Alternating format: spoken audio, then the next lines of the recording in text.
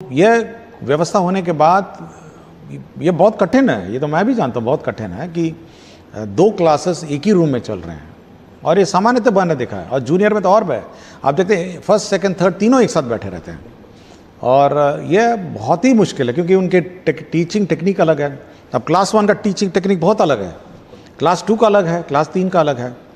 तो मैं टीचर्स की समस्या समझता हूँ और मैं सभी 100% हम लोग जो क्लासरूम है वो सैंक्शन करेंगे, बिल्डिंग्स बनेंगे, लेकिन तब तक वो टाइमिंग हम लोग आगे पीछे करके इसको चलाएंगे। बहुत बहुत शुक्रिया सर। इसमें सही में मल्टीग्रेड टीचिंग एक समस्या भी है और किस तरीके से इसका निवारण हो इसके बारे में शिक्षक भी चिंतित हैं सर। विभाग की ये प्रायोरिटी है और कक्षाओं का जल्दी से जल्दी निर्माण किया जा रहा है। इसके बाद सर सवाल है जो ई शिक्षा कोर्स से संबंधित है। रविंद्र साफी जी हैं उत्क्रमित उच्च माध्यमिक विद्यालय सलहा बेनीपट्टी मधुबनी से।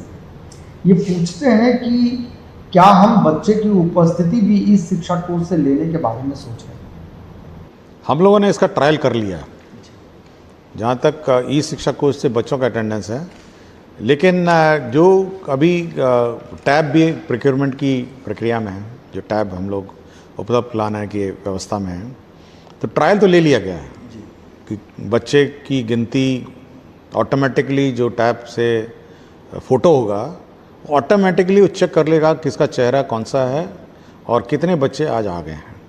तो ट्रायल तो हो गया है और ट्रायल सक्सीड भी हो गया है। तो इसके लिए उचित ट्रेनिंग की आवश्यकता है, उचित व्यवस्था की आवश्यकता है और उचित टेक्नोलॉजी, मतलब लोगों को जानकारी हो, बच्चों को जानकारी हो, यह अवस्था है। तो इसका एक समय पे हम लोगों ने अपना टारगेट रखा है कि 1 जनवरी से हम लोग इसको फाइनली रोल आउट करेंगे। तो 2 महीना कम से कम हम लोग को लगेगा, लेकिन ट्रायल हम लोगों ने ले लिया है। मतलब हो सकता है जनवरी फरवरी हो जाए, बट इससे क्या होता है कि पहले तो अटेंडेंस आप डिजिटली मार्क करेंगे उस टैब पे। बाद में जब अटेंडेंस हो जाता है तो वो टैब पूछता है कि फ़ोटो चाहिए मुझे बच्चों का। तो फ़ोटो जब खींचता है तो वो अपने सर्वर पर ले जाता है और उसके बाद रात को जब कोई कार्यकलाप सॉफ्टवेयर में नहीं होता है, रात को वो सबका चेहरा सबका अटेंडेंस से मिलान करेगा। अच्छा। और अगले दिन मेरे टेबल पे आ जाएगा कि कितने अटेंडेंस थे और कितने बच्चे थे और कितना अंतर आया।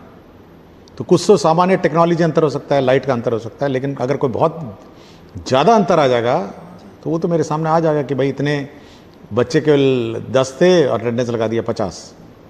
तो ये टेक्नोलॉजी ट्रायल हो चुकी है और सक्सेस भी हो चुकी है।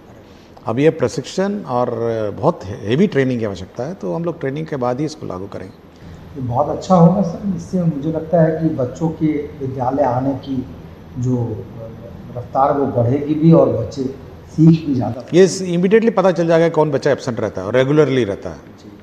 तो हम उसको अप्रोच कर अभी अप्रोच कर पाएंगे, उसको पकड़ के लाएंगे कि भाई समझा के लाएंगे कि भाई स्कूल आई है, तो इमीडिएटली पकड़ा जाएगा। मतलब उसमें आपको किसी से पूछना भी नहीं है कि आज कौन सा बच्चा आया कौन सा बच्चा नहीं आया, वो आपके फेस रिकग्निशन सॉफ्टवेयर बता देगा। ये बहुत अच्छा होगा सर। इसके बाद सर एक जनरली एक्सेस से रिलेटेड है कि क्यों हमारे सरकारी विद्यालयों में बच्चे कम नामांकित होते हैं। ललन कुमार उत्क्रमित मध्य विद्यालय बसावनपट्टी राघोपुर सुपौल से हैं। ये पूछते हैं कि एक सक्रिय व्यवस्था और मेहनती शिक्षकों के होते हुए भी सरकारी विद्यालयों में आम जनों का विश्वास कम क्यों हो रहा है सर? इसकी क्या? देखिए बसंत जी, मैं एक विद्यालय गया था, उर्दू माध्यमिक विद्यालय 12चट्टी में थी और बहुत बड़ा कैंपस था। मतलब हमको लगता है कि करीब 2.5-3 एकड़ का कैंपस था, बिल्डिंगें भी थी, सब था और मिड डे मील भी था वहाँ पे। लेकिन बगल में दीवार के किनारे एक तो स्कूल, प्राइवेट स्कूल खड़ा हुआ था और उस स्कूल का निरीक्षण किया।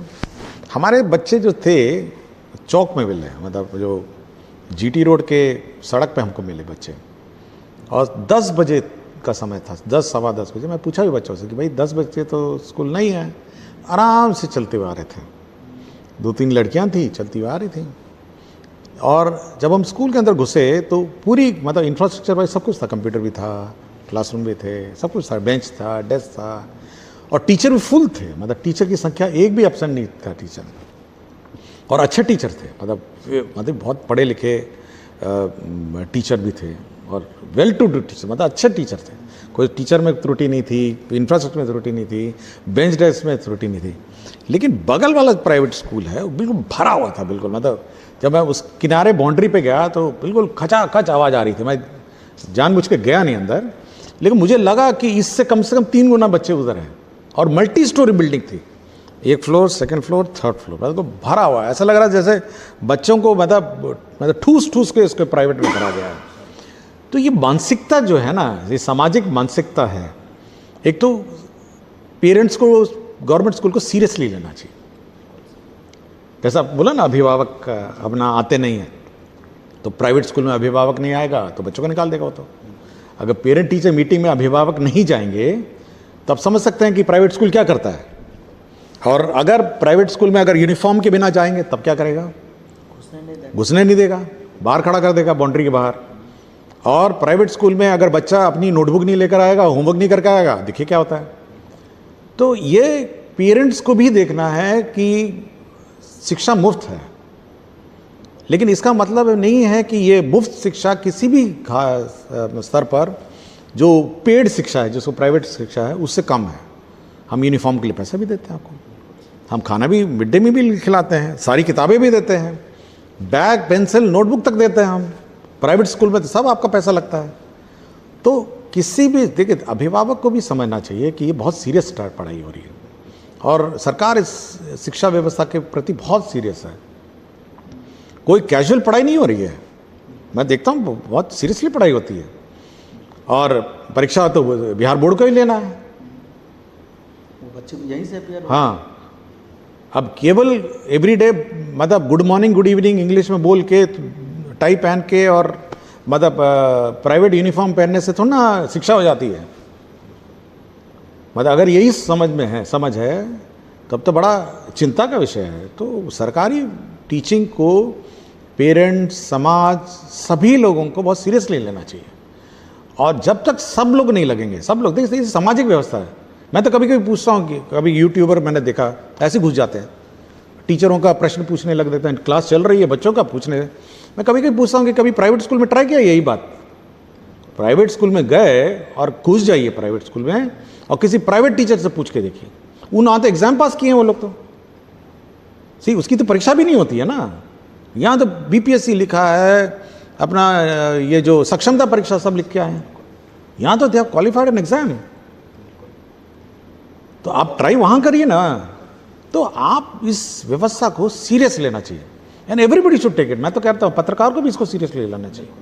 हम सुझाव लेने के लिए बहुत ओपन है, हम तो आज सुझाव ले ही रहे हैं आपसे।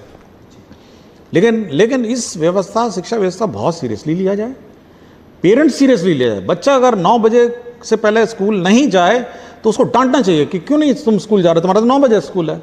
अब आराम से लड़कियां जा रही हैं 10 बजे, चौक में मिली, आराम से जा रही है, कोई अर्जेंसी नहीं, मतलब आराम से जा रही है। जैसे ऐसा लगता है जैसे कि मतलब हेड मास्टर जी अपना एक्सेप्ट कर ही लेंगे। अब लोग सोचता है कि सरकार चला रही है तो कैसे नहीं लेगा बच्चा, 11 बजे आएगा तो बच्चा क्यों नहीं क्लास में बैठेगा। ट्राई करिए ना, यही चीज़ ट्राई करिए प्राइवेट स्कूल में। हम लोग उस व्यवस्था नहीं लागू करना चाहते हैं, पनिशमेंट की व्यवस्था, कॉर्पोरल पनिशमेंट की व्यवस्था। हम लोग चाहते हैं कि समाज कोऑपरेट करे, सब लोग कोऑपरेट करें। अब वो कहता है कि बस से, दुनिया भर से बस से इकट्ठा करके लाता है, और दूर दूर से पता नहीं कहाँ से। हमको बोला, बाराचट्टी का स्कूल था, NHGT रोड पे था, बोला दूर दूर से आता है, पूरा ठूस के भर देता है स्कूल को। भाई हम तो हर गांव में, हर पंचायत में हम लोग स्कूल खोले हैं भाई, हम तो आपके बगल में खोले हुए हैं। तो ये मेरा थोड़ा है कि समाज का मानसिकता बदलना चाहिए, तब ये। और सरकार बहुत सीरियस है एजुकेशन में, सरकार बहुत सीरियस है। 20% बजट सरकार का पता ही शिक्षा में जाता है, 20%, 100 रुपये में 20 रुपये सरकार जो खर्चा करती है शिक्षा में जाता है, इससे ज़्यादा क्या खर्चा करेगी। तो सब लोग उसको सीरियसली लें, और ये समाज का पैसा है, कोई व्यक्तिगत सरकार का, अपना किसी व्यक्ति का पैसा नहीं है, ये समाज का पैसा है, और उसे शिक्षा हम लोग देते हैं। तो सीरियसली इसको लिया जाए और सीरियसली इसको, मतलब इस व्यवस्था को सीरियसली कंसिडर किया जाए। बिल्कुल सर, कोई कारण नहीं है कि हमारे भी सरकारी स्कूल बहुत अच्छे हों और प्राइवेट स्कूल से क्यों नहीं कंप्लीट करें, इसके लिए कोई कारण बनता नहीं। सर ये अगला सवाल है ललन कुमार राय उत्क्रमित मध्य विद्यालय छोटा उड़वा दोनवारी खुटौना से। सर ये बेसिकली प्रशिक्षण से संबंधित सवाल है इनका कि क्या 6 दिवसीय प्रशिक्षण की जगह पर 3 दिवसीय गुणवत्तापूर्ण प्रशिक्षण हम शिक्षकों के लिए आयोजित कराया जा सकता है तथा प्रशिक्षण की गुणवत्ता का फीडबैक हम शिक्षकों से भी लिया जाए।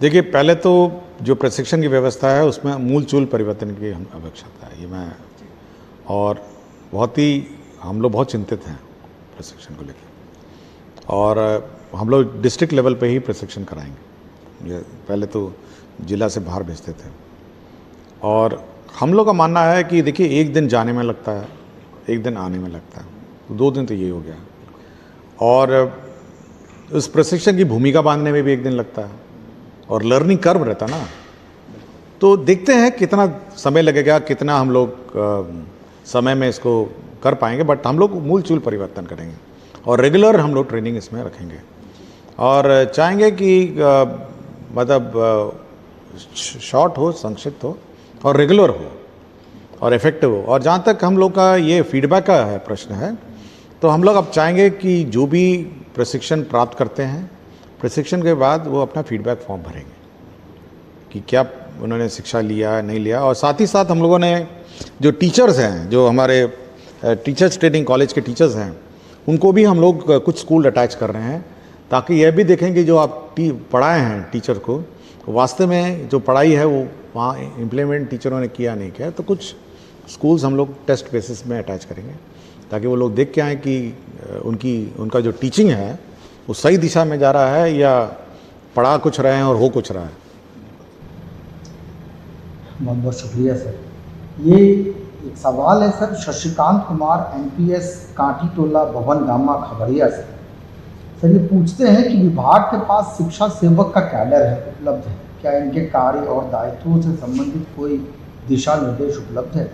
यदि है तो उसे सख्ती से लागू किया जा सकता है। देखिए, सबसे महत्वपूर्ण जो हमारे टोला सेवक का तालमी मरकज़ है, तो ये हमारे बहुत महत्वपूर्ण मांग है, और ये सबसे गरीब टोलों में के प्रतिनिधि हैं, और बहुत जहाँ पे शिक्षा की आवश्यकता है, अल्पसंख्यक टोलों में कार्य करते हैं, और साथ ही साथ महादलित और अन्य टोलों में काम करते हैं।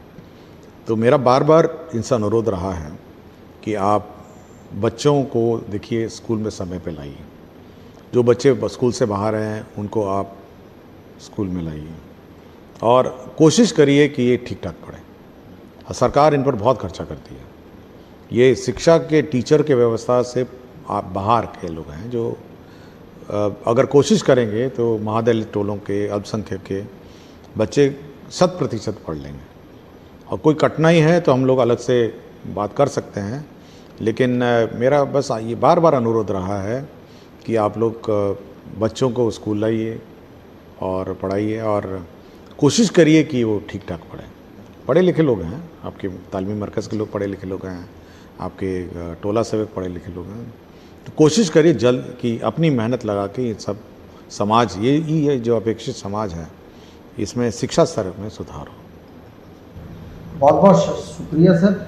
ये 10 प्रश्न आज हमने लिया है, और हम आगे भी हर एक शनिवार को, जैसा कि आपने कहा है कि हम चुने हुए प्रश्न शिक्षकों से लिया करेंगे। हम शिक्षकों से भी अनुरोध करेंगे, अपील करेंगे कि वो अपने प्रश्न विद्यालय प्रबंधन से हो, कक्षा वर्ग कक्ष से, अब बच्चों से भी, अगर कोई बच्चा भी पूछना चाहे तो भी पूछ सकता है कि, तो हम लोग बच्चों से का भी प्रश्न, आज बच्चों का प्रश्न नहीं आया है, आज केवल टीचर्स लोगों का आया है, तो कोई बच्चे भी अगर पूछना चाहें तो हम लोग अगली बार से 1-2 बच्चों का भी प्रश्न हम जवाब दें। तो हम लोग अगली बार से और प्रश्न लिया करेंगे। ये हमने शुरुआत की है, और ये बहुत स्वस्थ परंपरा हमने इस्टेब्लिश की है। बहुत बहुत शुक्रिया आपको सर, बहुत बहुत धन्यवाद।